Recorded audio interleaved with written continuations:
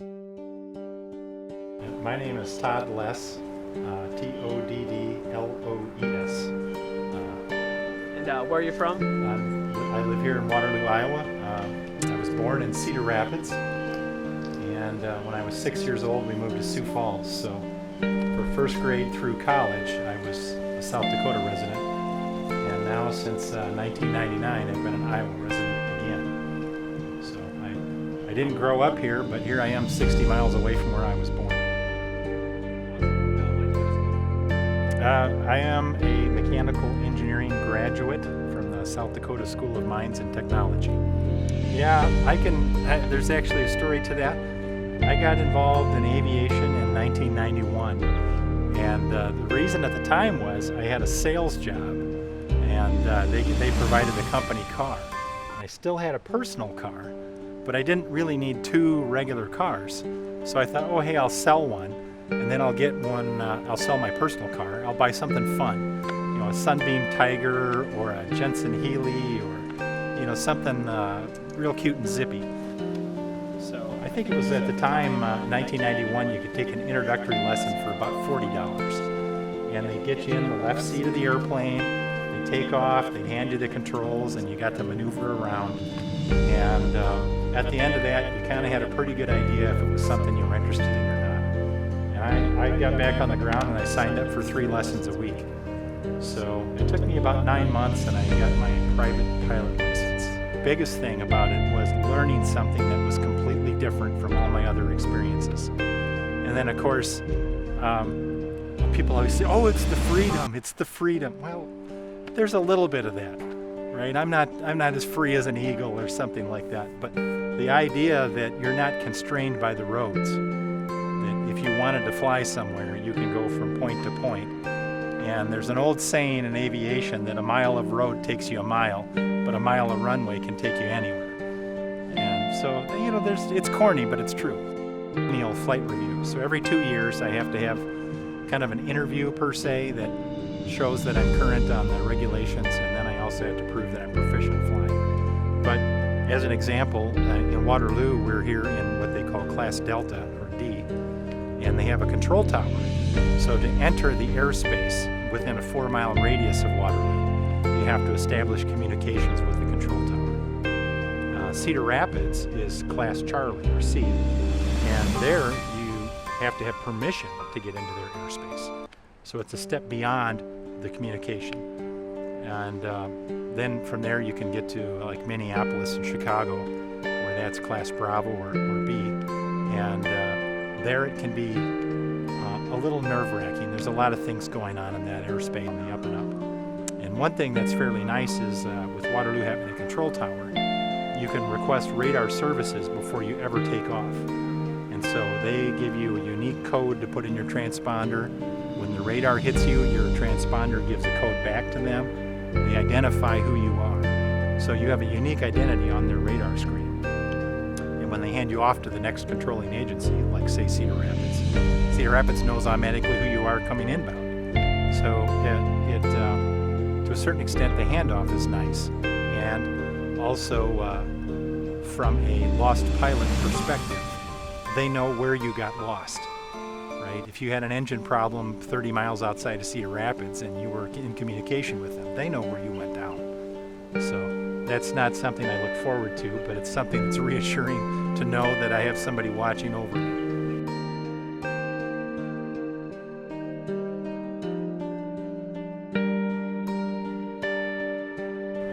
I got my pilot's license in 1992. Summer of 92 I finished. And I could rent an airplane and fly anywhere I wanted to, and I was doing that. And so from 1992 to 1996, I would go to an airport and rent a Cessna or a Piper, and I would go wherever I wanted. But in my mind, I thought I should really have one of my own. And some people get that way, right? I want my own boat, I want my own airplane, I want my own whatever. I want my own cottage at the lake. And to a certain extent, you can never justify that. But it was a challenge for me, having the engineering background and thinking, you know what, I think I can do this. And so I pursued it. When I got into it, I thought it was going to be a pretty easy project, and it's turned out to be far more complex than ever imagined. And I'm okay with that too. You know, all the good things and all the bad things happen into our life make us what we are. And the fact that this took a lot longer and was a lot harder than I ever thought, I'm okay with that, because it's made me who I am, if you want to say that. But it's important before you fly to assess the airplane and make sure the airplane itself doesn't have something wrong. And it's important during the flight to assess the risk and the risk of continuing if you don't address it. So if you think the engine isn't running right, turn around and go find some place to land, even though it wasn't your destination. There's a lot of common sense to this, and it's not inherently dangerous, but it is unforgiving.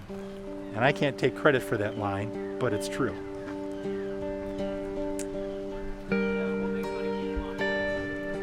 Oh, I can't give it up. I get grumpy when I don't fly. You know, some people get grumpy when they don't have the girlfriend around.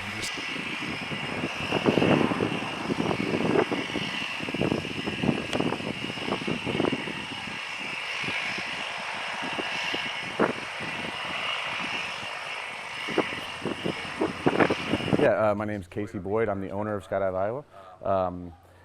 It's a passion for most people that start skydiving. It's definitely a unique job skill, but once you get into it, there's nothing else like it. So just running skydivers, owning a drop zone is a dream of mine, and I'm living it. So it's a lot of fun.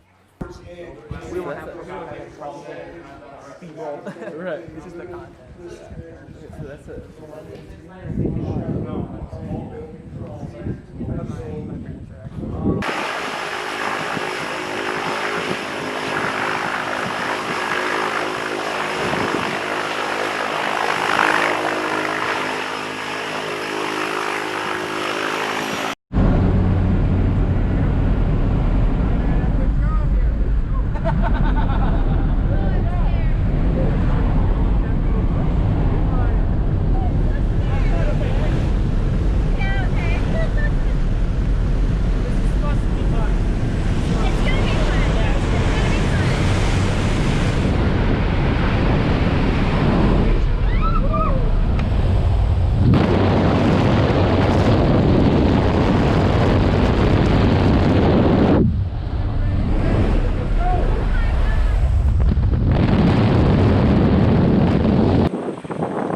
Too close.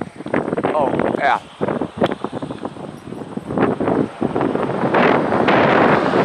All right, get Jackson if you can. Out of the plane.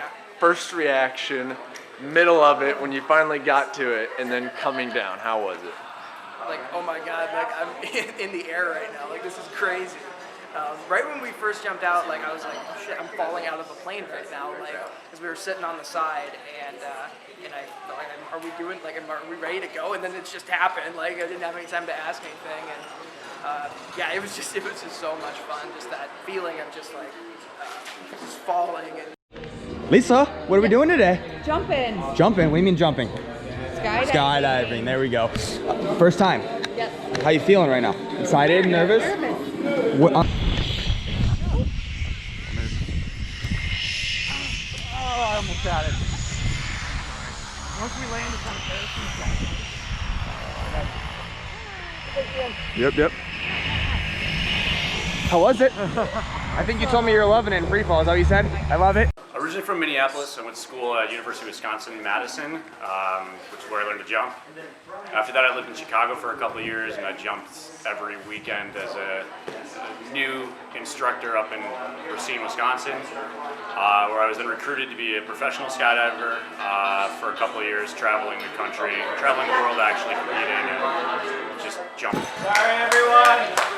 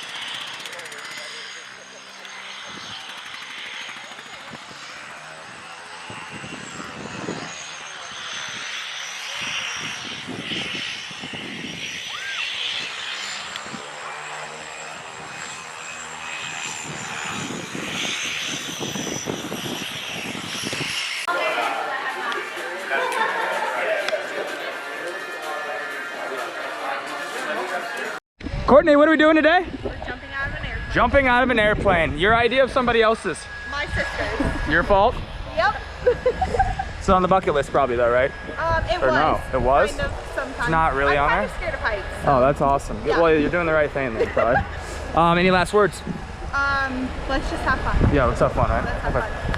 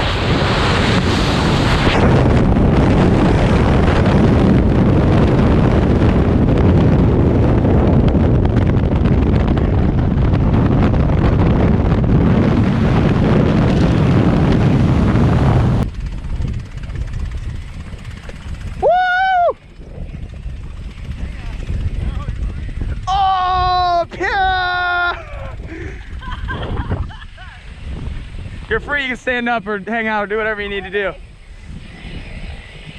How was it? You were loving free fall. Did the canopy make you sick? Oh, once we started turning.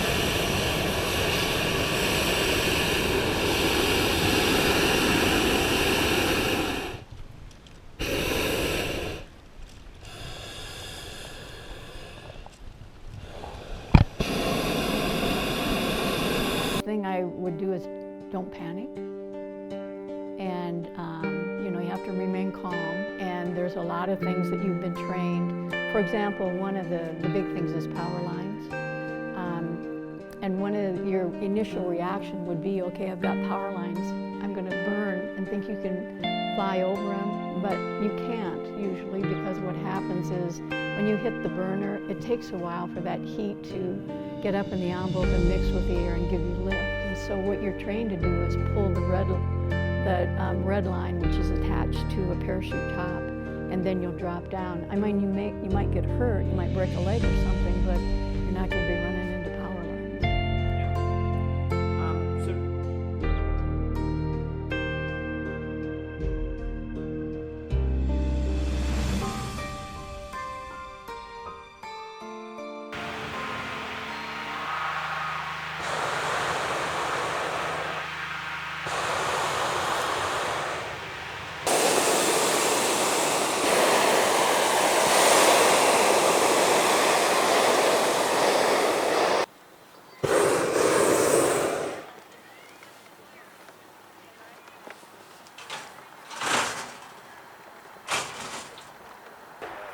You can really feel that heat until they turn it on.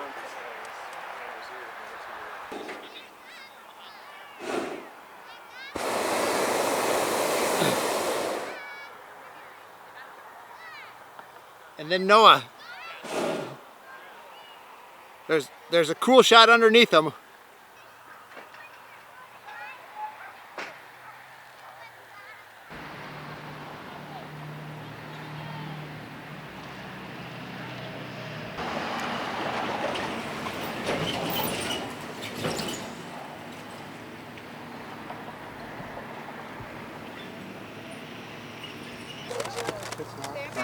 Come on, guys, get back. Get back. Back. Come on.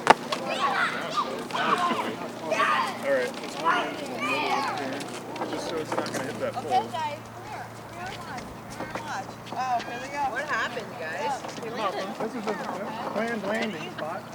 Really? Okay, that's good. That's good. Land, huh? Yep. Well, we never know where we're going to land. Yeah, that's true. Ride the wind. This was the best.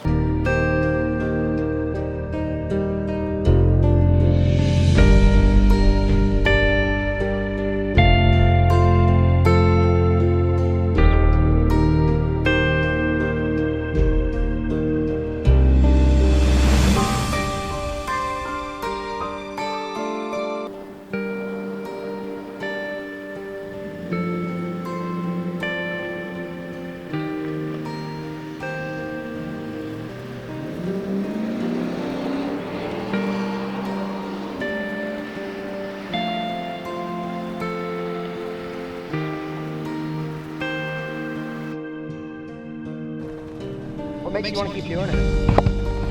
It's fun. Yeah. It's a great hobby. It involves my family rather than taking me away from my family like a lot of hobbies can. Well, I guess that's the most of it. I like to say we fly safe, legal, and fun in that order, right? So fun is definitely an ingredient in the top three. Keeps us all going. Fellowship, after the flight, me and the crew, we hang out for dinner.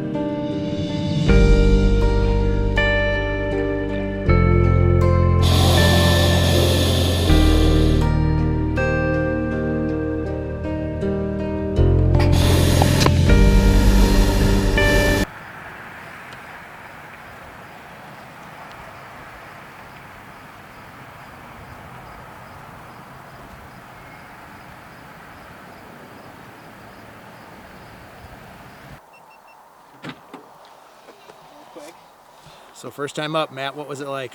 Wait. So Matthew Alexander, first time up in a hot air balloon. How was the experience? Oh, it's pretty fun, you know, like just,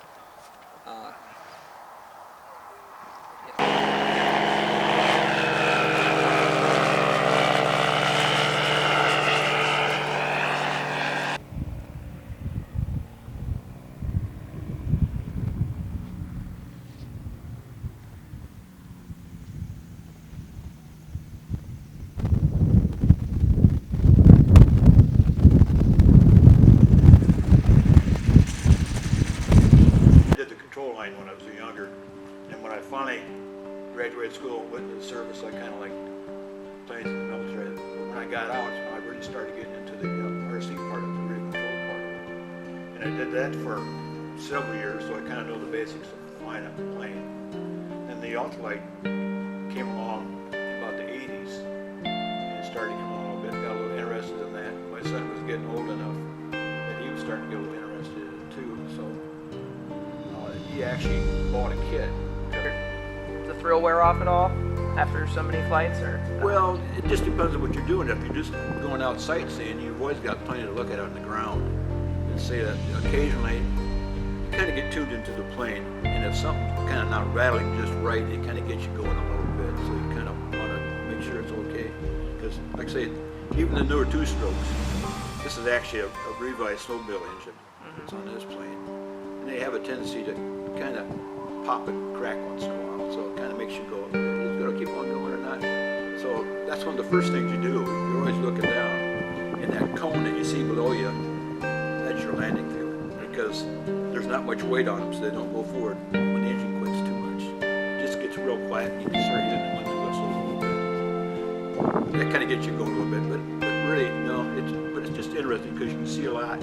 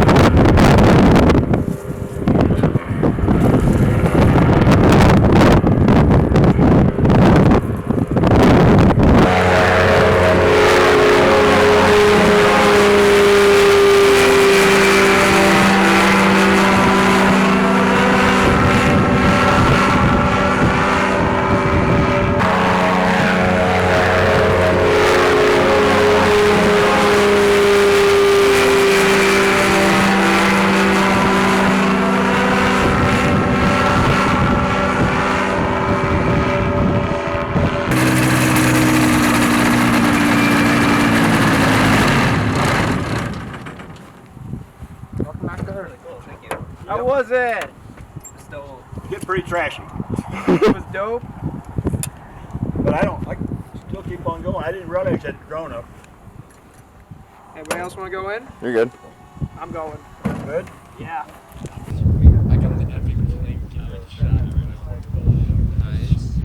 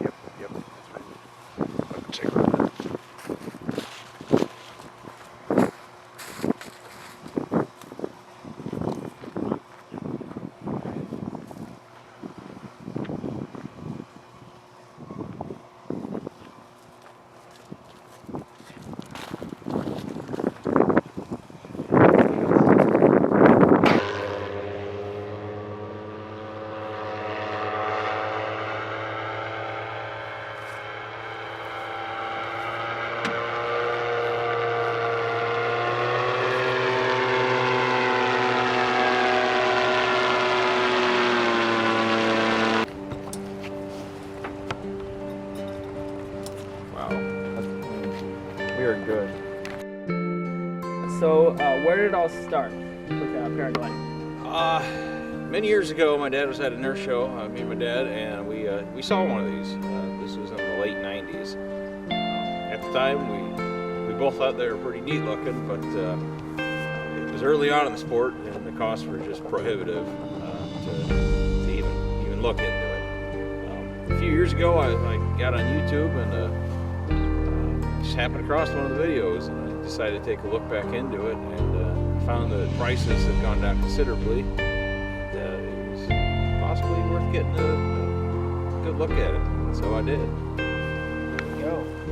And what do you get out of it, as far as whether the entertainment value or what does it bring to you that you really enjoy about it? For me, it's the absolute freedom of flight. I have a pilot's license, but this is 10 times more fun than just flying an airplane. There's absolutely no cockpit, there's no gauges, there's nothing but touch and feel. It's very back to the basics of the original flying. When I get off the ground, I'm immediately just hanging there. There's nothing in front of me. The only thing I can really see straight in front of me is my lap. The seat folds up, I take off, and so I'm basically flying in a folding chair, for a lack of a better description. This originally cost me $6,000, so considerably less.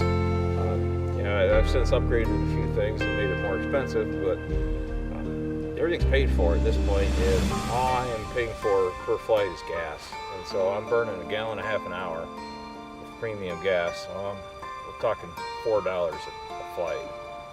Yeah, that thing is loud.